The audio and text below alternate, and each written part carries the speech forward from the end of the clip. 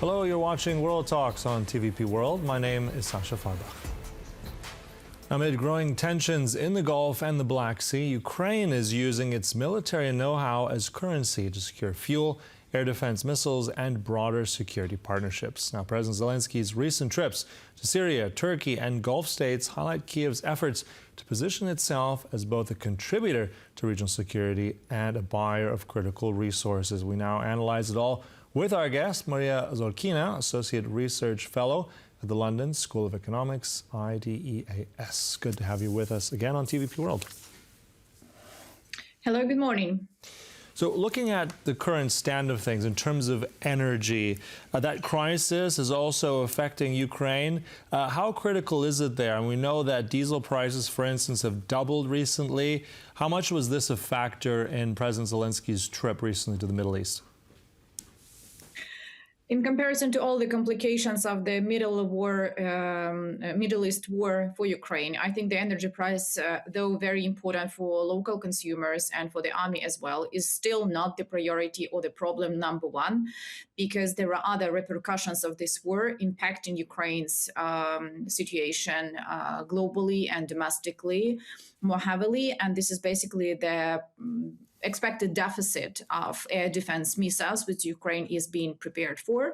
However, Ukraine's president tour around the Gulf and further in the Middle East, like Jordan and Syria, was not actually dedicated to finding a solution for the deficit of oil or other oil products back in Ukraine, but rather to expanding the security cooperation or starting the security cooperation for the next years with the Gulf and Jordan and Syria. All right, so then at this point in time, as you said, the emphasis is still on trying to get anti-air defense missiles, but at the same time, what are, if you can, tell us a little bit, the current standings, the supplies of civilian and military fuel, are those adequate at the moment, what Ukraine needs? There is no deficit as of now. So basically, the prices are skyrocketing as elsewhere in Europe. But at the same time, Ukraine was well prepared for the situation. Especially, Ukraine has tense relations with a couple of its neighbors, like Hungary, and the scenario when some of the deliveries of the oil and oil products back to Ukraine would be like under the question. It was the scenario which was predictable to Ukraine. However, the deficit is not in place right now. All right. And then also let's talk about those recent attacks. I mean, Russia continues to strike Ukraine's critical infrastructure. Tell us about the recent attacks also in Odesa. And I think also in terms of casualties, we know that I think it was a small child that has also been killed in all this. Tell us the latest there. However, it was unfortunately not just in Odesa. The number of Ukrainian cities within the last couple of days, when west of Ukraine was celebrating the Catholic Easter, were heavily attacked. And I would say that there is an escalation when it comes to the air attacks on Ukraine in the recent couple of weeks.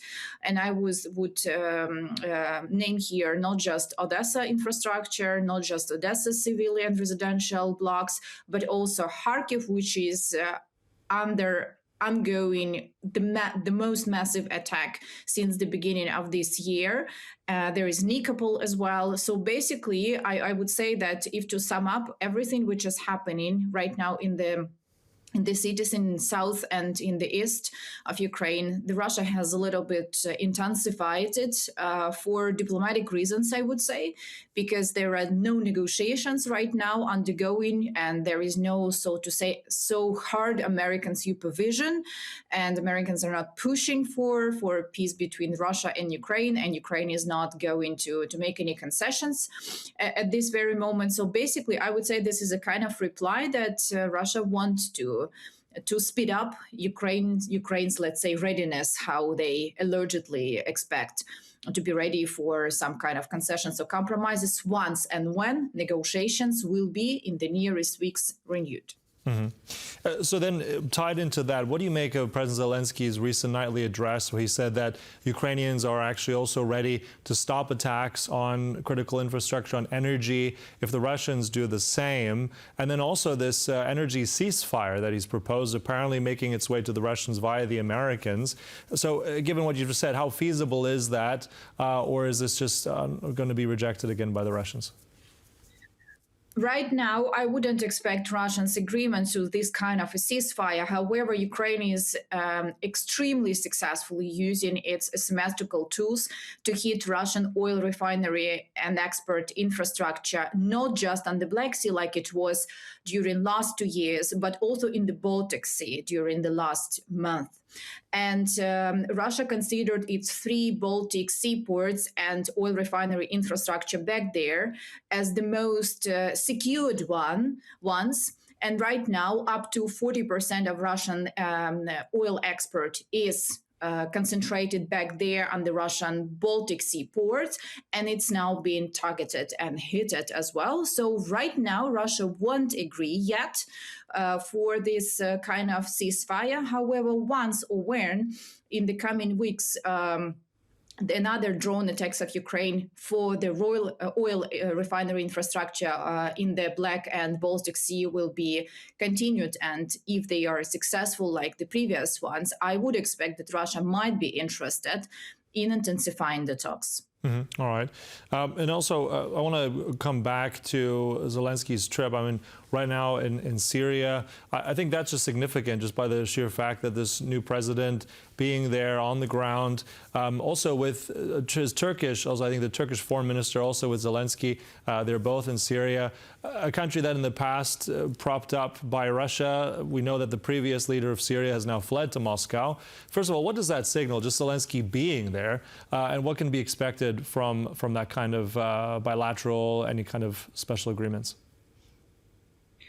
Firstly, it was a very logical and I would say strategically minded end of the whole visit to the region. Started from the Gulf and ended in basically in Syria. Secondly, it was very logical and expected because Ukraine never supported the Assad regime during the last decade, and Ukraine supported diplomatic relations with the Syrian opposition, which is now in power. So basically making it all official on the level of the president of Ukraine was just very logical and very expected step, speaking diplomatically.